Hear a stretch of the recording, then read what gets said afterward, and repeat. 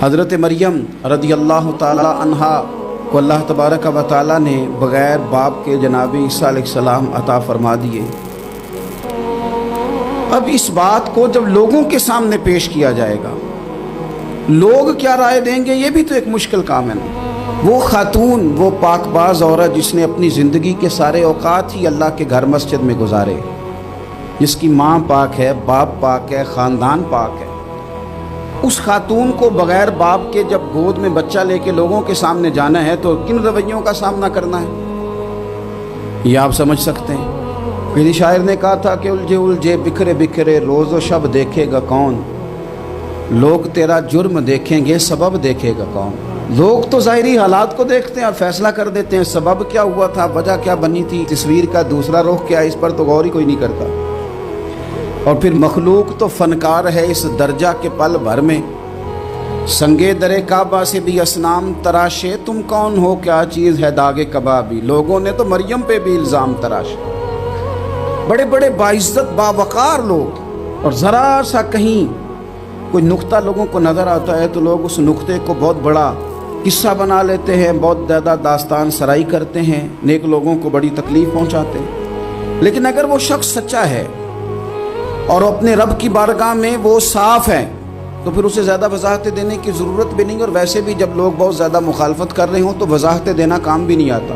اس وقت صفائی دے کے انسان مزید الجھتا چلا جاتا ہے۔ حضرت مریم کی گود میں جناب عیسیٰ علیہ السلام تشریف لے آئے تو جناب مریم کو حکم تھا کہ آپ نے بولنا ہی نہیں،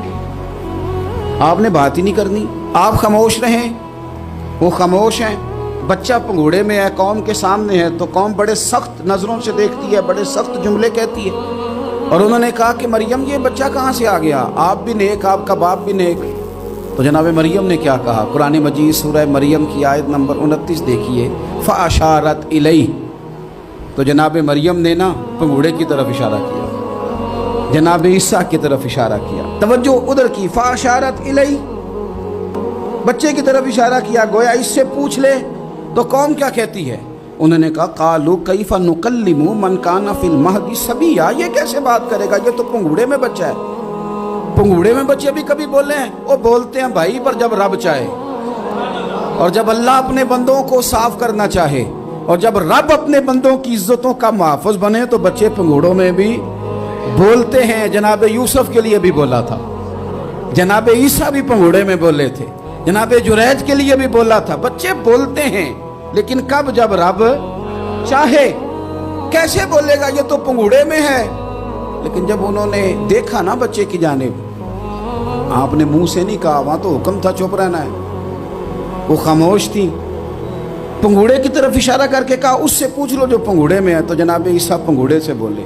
اور سیدھے ہاتھ کے اشارے کر کر کے بولے، کیا کہتے ہیں، فرمانے لگے قال انی عبد اللہ۔ عیسائیوں نے کل کلاں کو کہنا تھا نا وہ اللہ کے بیٹے ہیں، تو انہیں بات یہاں سے شروع کی، کہنے لگے لوگوں سنو میں اللہ کا بندہ ہوں۔ بات شروع یہاں سے کی، جو کل بات ہونی تھی آج اس کا اظہار کیا، کہنے لگے انی عبد اللہ، میں اللہ کا بندہ ہوں، آتانی الکتاب، مجھے کتاب دی گئی ہے، وجعلنی نبیّا، اور رب نے مجھے نبی بنا کے بھیجا ہے۔ 10 منٹ پہلے جناب مریم کے بارے میں رائے لوگوں کی اور تھی، اور 10 منٹ کے بعد اور تھی۔ 5 منٹ پہلے باتیں اور تھیں اور 5 منٹ کے بعد باتیں اور تھیں۔ جب رب بندوبست کر دے، جب اللہ اہتمام کر دے، میرے بھائی ضروری تو نہیں کہ ہم پریشان ہی رہیں کہ یار یہ کام میں نے کیا نہیں، میرے کھاتے ڈال دیا گیا،